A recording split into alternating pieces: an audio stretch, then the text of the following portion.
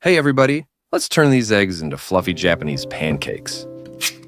Give those eggs a good crack and separate the yolks from the whites.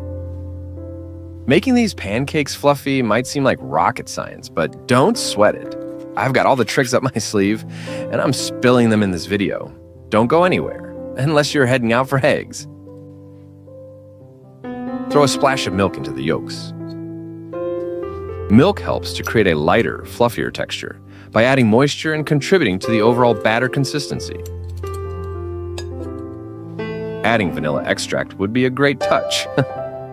Just make sure you don't accidentally use soy sauce instead, unless you're feeling adventurous and really into unique flavors. All right, let's add the flour. I'm a sifting nerd, but if you just dump it in, your pancakes will still be awesome. I use cake flour, but all-purpose works too. I'd suggest adding the flour little by little instead of dumping it all in at once. That way, the dough won't get too thick. We're aiming for a nice creamy consistency. All right, let's set this mix aside and give it some time. Now, let's dive into the whites. Grab your mixer and start whipping on low speed. If you want to whisk by hand, go for it, but it's going to be a workout. Once you see some foam, start adding the sugar bit by bit. Gradually crank up the mixer speed to high. Oh, and I almost forgot. It's a really good idea to pop the egg whites in the freezer for 10 to 15 minutes before you start whipping them.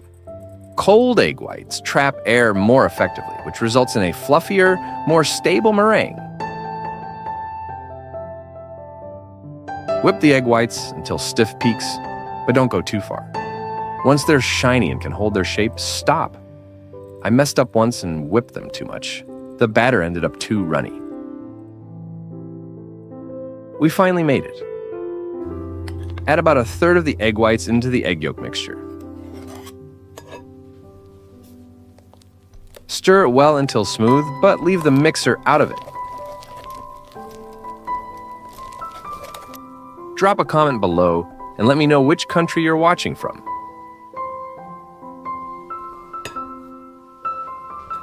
Now pour this mixture into the rest of the egg whites.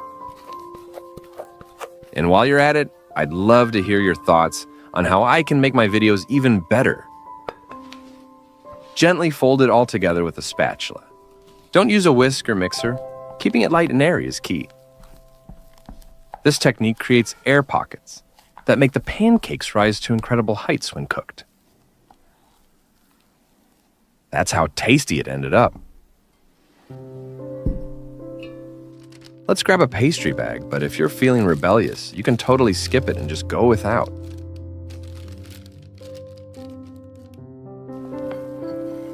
All right, transfer the mixture into a pastry bag. If you don't have one, no worries, just use a regular bag and cut off a corner. Actually, you can just gently spoon the mixture if you prefer. Turn the stove to low heat. As you can see, I keep the flame super low so it doesn't go out. And give it a quick oiling. Getting the right heat is crucial for making Japanese pancakes.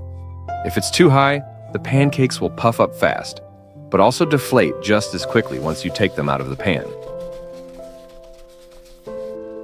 Now, gently squeeze the batter onto the preheated skillet. You'll notice it holds its shape and doesn't spread out. That's your meringue flexing its muscles, showing it's whipped to perfection. Let's pick up the pace and jump ahead. Add a few drops of water to the pan. This will create steam to help the pancakes stay moist. Cover with a lid and cook for 7 to 10 minutes. It should cook very low and slow. Try not to lift the lid. Nice job. Now let's flip these bad boys without making a mess. Honestly, I'm a bit nervous. I've had some epic fails before. If you like my video, don't forget to subscribe. Just under 1 million to get 1 million subscribers. Whew, so far, so good. Let's toss in a few more drops of water. Slap a lid on it. And let it cook for another 5 minutes or so. getting pancakes fluffy takes a bit of effort. I had a few flops before nailing it. But even when they didn't look perfect, they were still soft, tender, and tasty. From my experience, the secret to fluffy pancakes is whipping the meringue just right and cooking on low heat. Thanks for watching. See you later.